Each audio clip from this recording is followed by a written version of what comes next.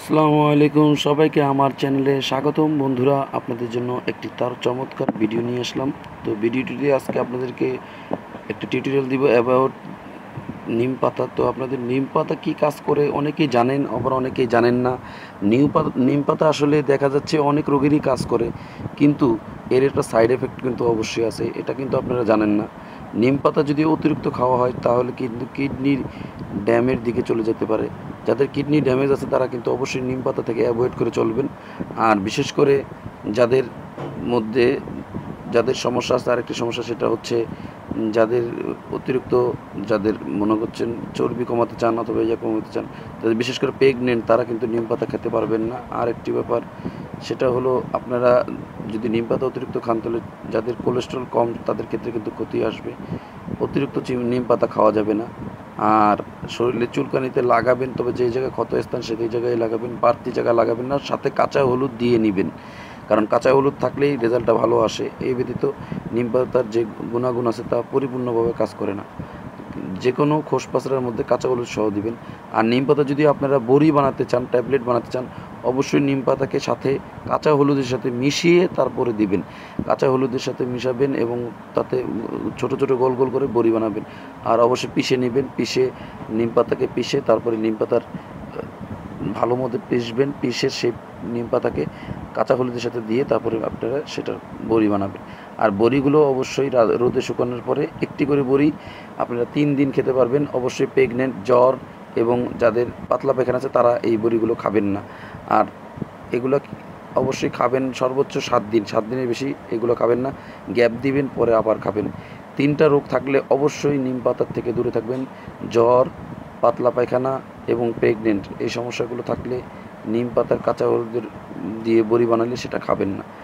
আর আরেকটি বিষয় সেটা হচ্ছে, নিম পাতা ইচ্ছা করলে কিন্তু ফেসিয়ালভাবে ব্যবহার করা যায়।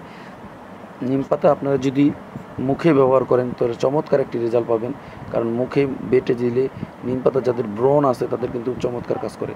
আরেকটি জিনিস যেটা সবচাইতে বড় ক্ষতি আসে সেটা হলো সেক্সুয়াল অ্যাবিলিটি কমিয়ে দেয়।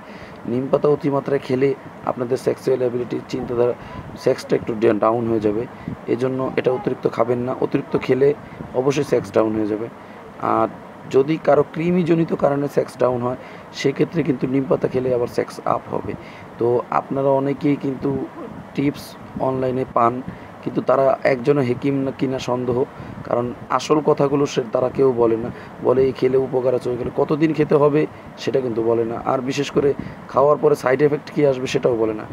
নিম পাতা অবশ্যই ধুয়ে নেবেন, কারণ এই সকল গাছপালাতে বেশিরভাগই দেখা যাচ্ছে যে কিছু পয়জনও থাকতে পারে। এরকম যদি কিছু থাকতে পারে, সেই জন্য আপনারা অবশ্যই নিম পাতাকে এগুলোকে আগে ধুয়ে তারপরে আপনারা ব্যবহার করবেন। একবার ধোয়ার পরে তারপরে বাটবেন।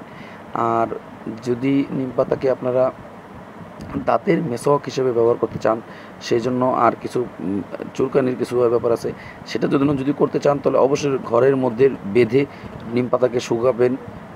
ঘরে বেঁধে ঝুলিয়ে রাখলে আস্তে আস্তে নিম পাতা শুকিয়ে যায়। এই শুকনা পাতাটাকে বাটলে সবুজ রঙের পাউডার হবে। সেই পাউডারটা আপনারা দাঁতে মেসওয়াক হিসেবে ব্যবহার করতে পারবেন, মাজন হিসেবে। তবে সাথে একটু ফিটকিরি দিয়ে নেবেন। আর এটা যদি আপনারা মাজেন তো আপনারা চমৎকার দাঁতের রোগেরগুলোর কাজ করতে পাবেন।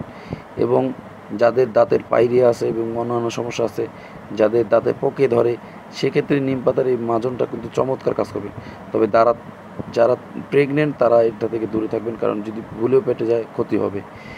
তো আরেকটা বিষয় যেটা আপনারা অনেকেই আমাকে জানতে চান, তো আমার মোবাইল নাম্বার জানতে চান, তো আপনাদেরকে আমি বলে দিই, মোবাইল নাম্বার অনলাইনে ইউটিউবে কিছু রুলস আছে, আমি আমার নিজের অ্যাডের জন্য এটা করতে পারবো না। আর যাদের দরকার হবে একান্ত মোবাইল নাম্বার, তারা আমার জিমেইলে লগ ইন করে আমার জিমেইলে মেসেজ পাঠিয়ে দিবেন।